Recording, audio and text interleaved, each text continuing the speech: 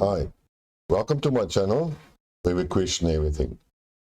Today's topic is bits and pieces. And the subject is Liz Truss, the British tax cuts, nuclear retaliation, and the sabotage of the Nord Stream pipelines.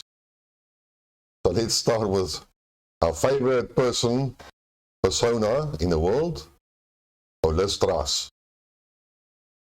Now, I've had made a video of her before, but there's some new development. All by the opinion observer showed that British Prime Minister Liz Truss' personal approval rating is lower than that of a predecessor, Boris Johnson, right before he was forced to resign. Now imagine that. And according to the survey of about 2,000 people that was conducted about the 28th of September, 80% of the British people approve of the job that Liz Truss is doing, and 55 are actually disapproving. And what Liz Truss has achieved, that she has basically reached the depth of poor personal ratings of both Theresa May and Boris Johnson at the end of their tenure. Well, she has achieved it basically within the first couple of weeks of taking office, and within the first days of her government first major action. And if you haven't noticed, this week a finance minister has issued an interim budget. And in any case, there was very much controversy about this budget, as I've addressed previously. And one of the things was that she wanted to decrease the tax of the bankers. And, well, one of the other things that she wanted to do, or she has done in this budget, was to increase the caps of the energy prices, which means the upper limit that they can charge for energy. And she argued that she's doing it now in order to prevent the British population of paying very high energy prices next year, up to an estimated figure of about £6,500 a year. So it was a preemptive move. In any case, and we also should be aware that a lot of the there was some protests in England where the people burned their energy bills or utility bills in protest of the high energy and the increase in cost of living. Now, there are actually two components to the woes of the British economy, and the one is the energy prices, and the other one is the high inflation. And then let's go back to the British tax cuts. As I've mentioned, Liz Truss wanted to remove she hasn't retracted it yet, but remove the upper limits of bankers' bonuses.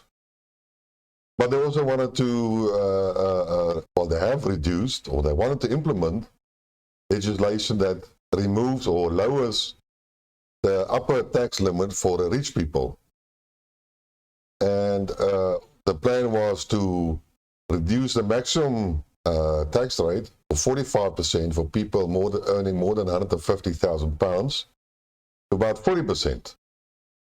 Now, I'm not totally sure what she thought this would achieve, but in any case, there was such a big public outcry, and even from members of her own party, that a government has now decided not to implement these tax cuts, considering it to be too politically risky. In any case, if you look at following the mini budget announcement, the UK pound sterling dropped to an all-time low of about 103 US dollar, 1.03 US dollars for a pound. And if you remember that at the beginning of the year, the pound was 1.36 US dollars, for a pound. That's about more than 30% devaluation of the British pound. But when they withdrew these proposals, or at least the one proposal, the British pound increased in value against the dollar and is now standing today at 1.12 dollars to the pound. In any case, based on the policy of the government, there was such a lack of interest or a sell-off of US government bonds that the Bank of England had to interfere, and they had to buy back 75 billion pounds of government debt bonds. And what you can call that is nothing else than quantitative easing by the by the English Bank of England. So then the question now arises, with all these developments and a little bit of increasing in the value of a pound, is there still hope for Britain? Since Liz is so unpopular, she's supposed to be calling a snap election, but since her popularity is not that high, I presume she's not going to do that. Is Liz Truss government going to reverse more of a ridiculous financial plans? And then my biggest question is God going to save the new king? Because at this stage, Britain is going down the drain. And then a third subject was the nuclear retaliation. If you look at the Western media, you get one constant theme or underlying theme, and that is that Putin has threatened the use of nuclear weapons in Ukraine, and so forth and so forth. Oh, Putin is crazy. And if he does that, then the West is going to react, and Russia is going to pay a big price for the use of these military weapons. But it has been said so many times that Putin or Russia won't use their nuclear arsenal. And in their doctrine it's clearly stated, but it seems to me the West doesn't want to read those documents or want to continue believing their narrative. And then we had even this ridiculous uttering of nonsense by the retired U.S. Army General, David Petraeus. If you don't know, he was involved in the Afghanistan war for a period. And he has predicted that Washington would lead a devastating response to any Russian nuclear attack in Ukraine, and that they will wipe out all Moscow's forces and military bases in that region. Now, I'm not totally sure how they're going to achieve that, unless they want to use nuclear weapons. And if that happens, then unfortunately, that's it, Armageddon. There is no limited nuclear options. And in the meantime, we have Ukraine that now finally formally applied for NATO membership, but it was effectively rejected by most of the, well, sane, but I would rather say insane Western countries. That is either it's not the time and so on, because I know if they do that, then they are involved in. Except for 9 countries who did approve or support the application. And guess who those countries were? It was the Czech Republic, Estonia, Latvia, Lithuania, North Macedonia, Montenegro, Poland, Romania, and Slovakia. The typical all Eastern Bloc countries. And if you look at the speech that Blinken has said, and then Biden has said, that the time is not right, and that they will not commit to any joining of Ukraine to NATO, and they would rather send more weapons and financial support. But one has to ask the question, how long is that still going to go on? Because the West has the West has sent all their junk, all their surplus military equipment, all their old Soviet Union weaponry. So basically what is now to be sent is their own stock, which seems to me they don't want to let go. Or they have to produce new weapons, which is going to take a year or more. So I'm not totally sure what they're going to do, especially since the whole nature of the war will now change due to the incorporation of the two republics and the two oblasts, Ukrainian oblasts, into Russia, and since they have become now Russian territory. So we will see and wait what will happen. But this continuous narrative of use of nuclear arms and bombs and I don't know which idiots or imbeciles are actually believing their own crap. And then finally, we still look at the sabotage of the Nord Stream pipelines. And the drama is still continuing on who did what and so on.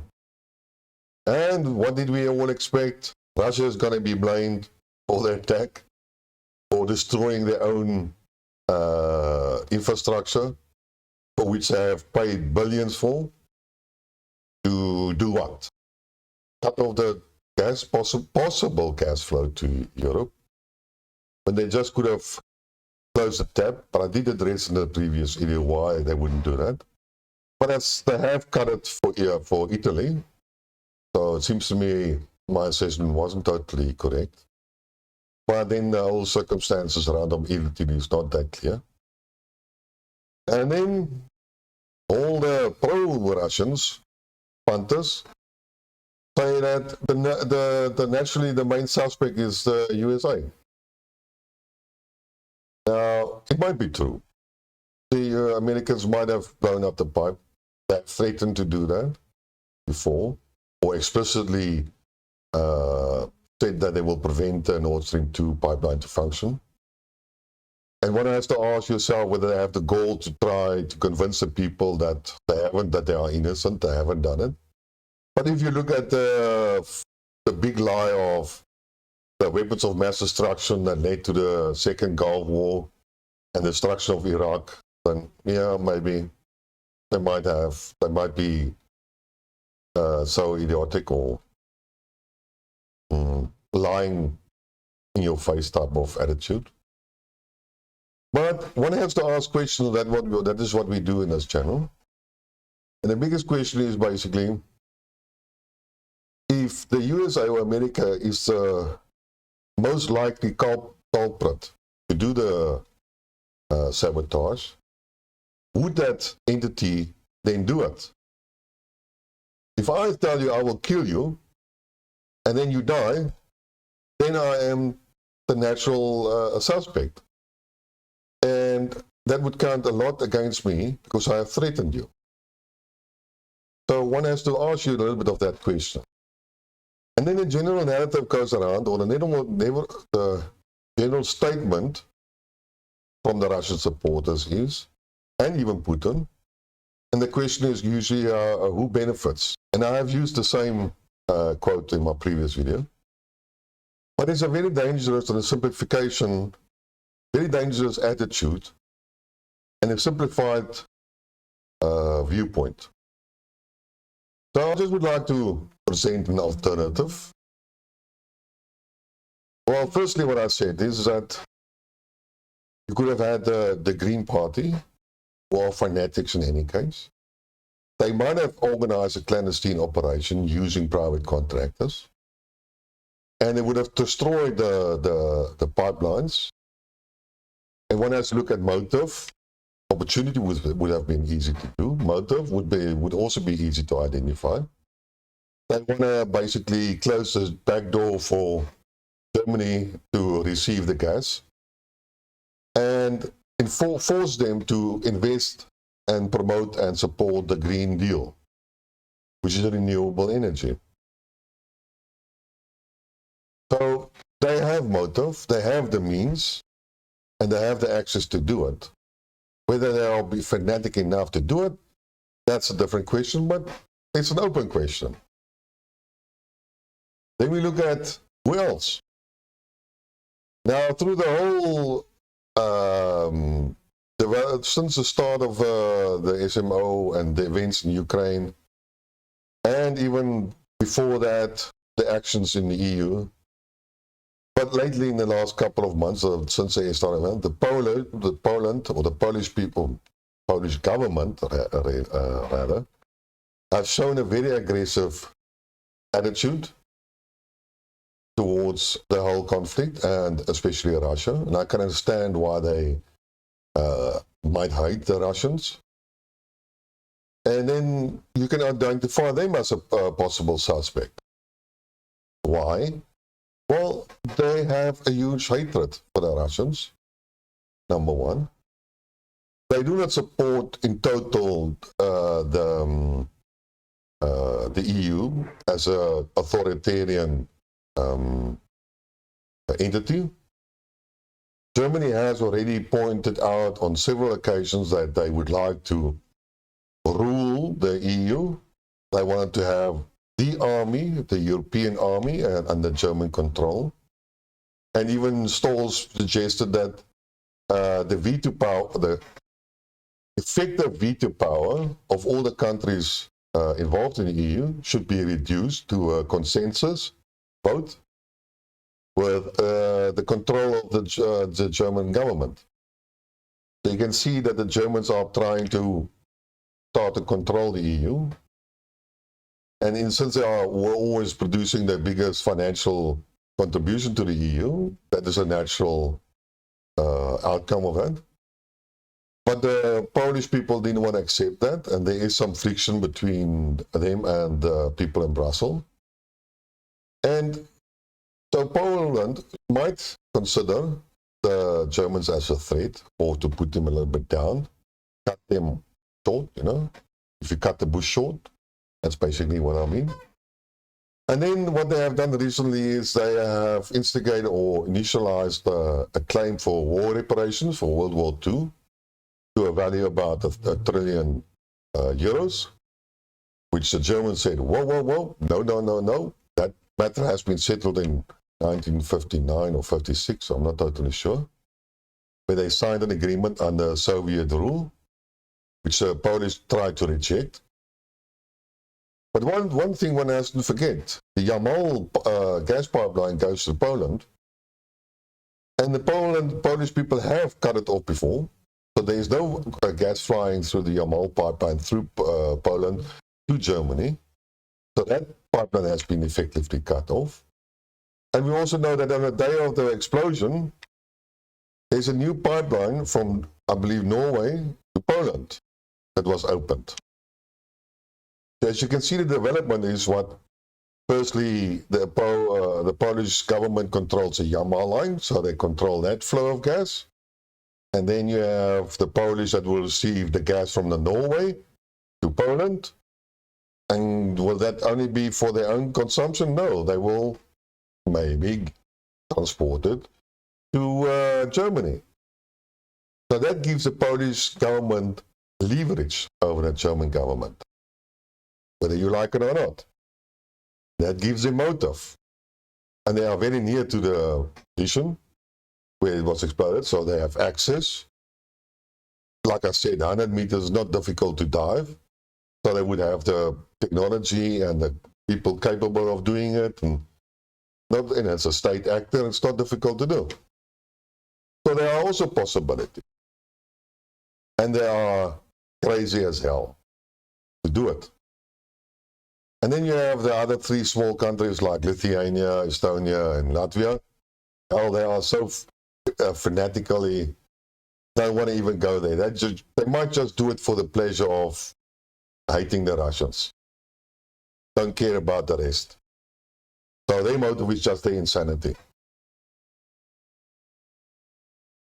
In any case, and then, you know, what bothers, well, there's another possible culprit, and that is Britain itself. Britain is at this stage has some LNG ports exports, and they get gas, and they do transport the gas to Europe via France and Netherlands and so on.